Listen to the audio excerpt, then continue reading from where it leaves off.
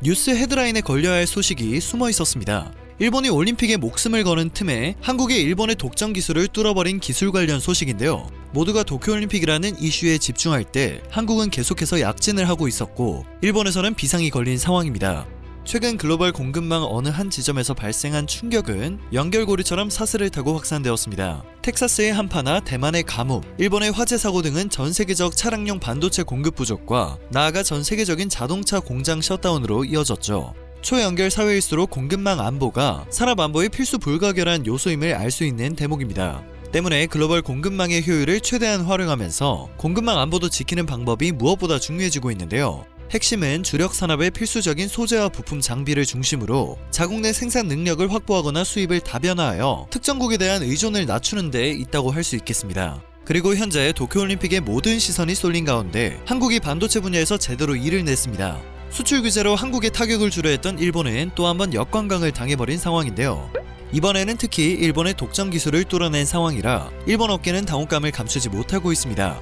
26일 과학기술정보통신부 산하 한국재료연구원은 세라믹재료연구본부 기능세라믹 연구실 민요 최종진 박사 연구팀이 나노 크기의 지르코니아 초입자 조립 제어 기술을 개발했다고 밝혔는데요.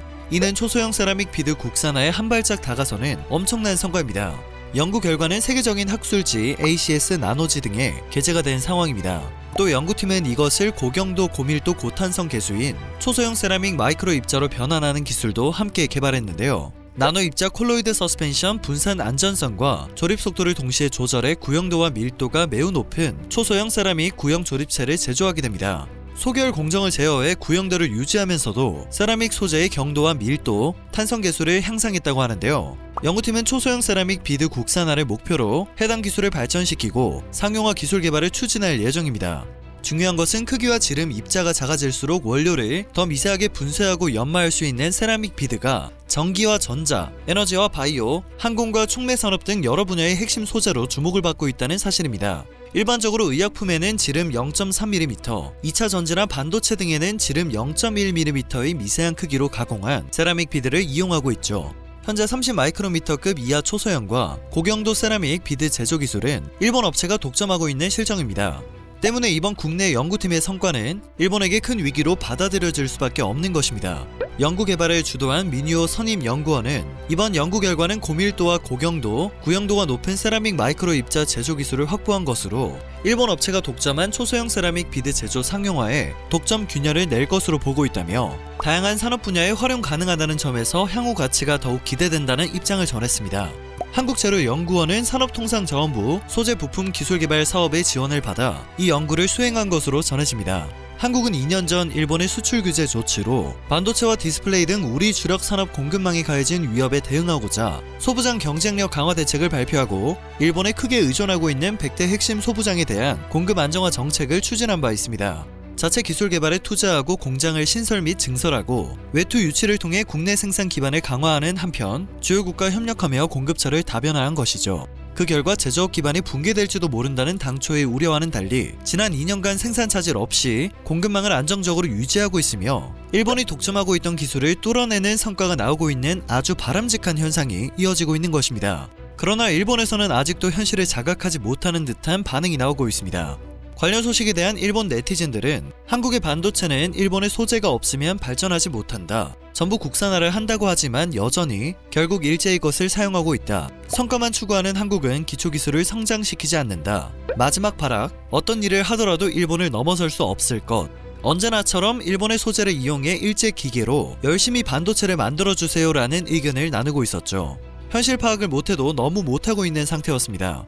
발전이 없을 수밖에 없다는 생각이 들었는데요. 그들의 반응과 달리 일본 배터리 업계는 이미 한국이 밀리고 있다는 사실을 인지하고 새 전략을 짜느라 바쁜 상황입니다. 가격을 낮추고 전고체를 개발하는 등 마지막 발악을 하고 있기 때문입니다.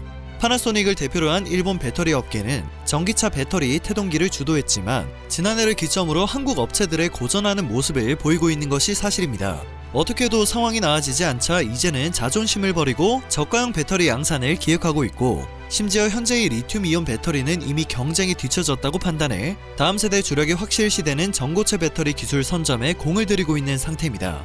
일본인들이 철석같이 믿고 있는 파나소닉과 도요타는 배터리 합작사를 만들며 동맹을 결성하기도 했습니다. 바로 프라임 플래닛 에너지 솔루션인데요. PPES는 최근 전기차 업계 트렌드인 완성차 배터리 업계 합작법인 설립 흐름에 따라 자국 내 최대 완성차 배터리 업체 간 동맹이 결성된 사례입니다. 26일 업계에 따르면 PPES는 최근 내년까지 배터리 생산 비용을 절반으로 줄이겠다는 계획을 발표했습니다. 2025년까지 생산 비용을 65%에서 70% 수준으로 떨어뜨리겠다는 목표도 함께 전했죠. 전기차 배터리팩 기준 제조 원가는 와트시당 $100 수준으로 추산되는데요. PPES는 팩 가격을 와트시당 $50 수준까지 낮추겠다는 방침입니다. 이를 위해서 일본 도쿠시마와 히메지, 스모토와 히가시우라 등 4개 지역에 공장을 짓고 배터리를 생산하는 PPES는 장기적으로 중국 다롄에도 공장을 세워 배터리 생산 원가를 절감하겠다는 의지를 드러냈는데요. 중요한 것은 현재 자동차 배터리 시장에서 핵심은 가격이 아니라 성능과 안정성이라는 사실입니다. 중량 대비 얼마나 멀리 갈 수 있고 충전은 얼마나 빠르며 많은 이들이 우려하는 화재의 위험성은 얼마나 적은지와 같은 내용에서 경쟁력을 가져야 한다는 것이죠. 이 경쟁에서 밀린 배터리는 가격이 저렴하더라도 경쟁력이 사실상 없다고 봐도 무방합니다. 그러나 한국이나 중국 업체들에 밀린 일본 업계가 선택할 수 있는 방법은 가격 경쟁력밖에 없었던 듯합니다. 추후 결과가 어떻게 될지는 이미 뻔한 예상이 되는 부분입니다. PPES의 저가 전략은 이미 글로벌 배터리 패권이 한국과 중국에 넘어갔다는 판단하에 추진되는 것으로 풀이할 수밖에 없는 것이죠. 중국의 CATL이 사실상 중국 내 공급망을 움켜쥐고 있고 K배터리 3사인 LG에너지솔루션과 삼성 SDI, SK이노베이션은 유럽과 미국의 우수한 기술력과 적극적인 현지화 전략으로 먼저 진출을 해버렸습니다. 이미 일본은 한국과 중국의 패권을 내준 상황입니다. 일본인들은 과거 자신들이 어떤 분야에서 높은 점유율을 가졌었다며 과거에 젖어 사는 듯한 반응을 자주 보이는데요. 사실 높았던 점유율의 대부분은 다른 기업들이 없을 때 먼저 점유한 선점유율에 불과합니다. 다른 나라 기업들이 본격적으로 경쟁에 뛰어들면 바로 밀려버리는 점유율이 과연 탄탄한 기술력과 앞선 기술력으로 만들어졌다고 할 수 있을까요? 배터리 시장이 중요한 시장으로 떠오르고 있기 때문에 여태 그래온 것처럼 일본이 지금의 점유율을 유지할 가능성은 매우 희박해 보입니다. 수출 규제 위기 극복 경험을 바탕으로 우리는 제2, 제3의 공급망 충격을 예방하고자 미국과 중국, 유럽연합과 아시아 국가로부터의 수입 현황도 분석하여 공급 안정화 정책 대상을 기존 대일본 100대에서 글로벌 338대 품목으로 확대해둔 상태입니다. 그리고 여전히 진행 중인 일본 수출 규제와 함께 각국이 벌이는 해외 산업 공급망 확보 경쟁은 우리나라의 소부장 산업의 경쟁력을 한층 더 강화하고 주요 국가의 공급망 협력을 확대하는 기회가 되고 있습니다. 지난 5월 한미 정상회담에서 양국이 반도체와 배터리 전기차 분야에서 기업 간 상호 투자를 확대하여 공급망 안정성을 강화하기로 한 것이 좋은 출발이 될 것으로 보이는데요. 앞으로도 소부장 경쟁력 강화 정책을 흔들림 없이 추진하여 우리나라가 첨단 산업을 리드하는 글로벌 소부장 강국으로 성장할 수 있길 바랍니다.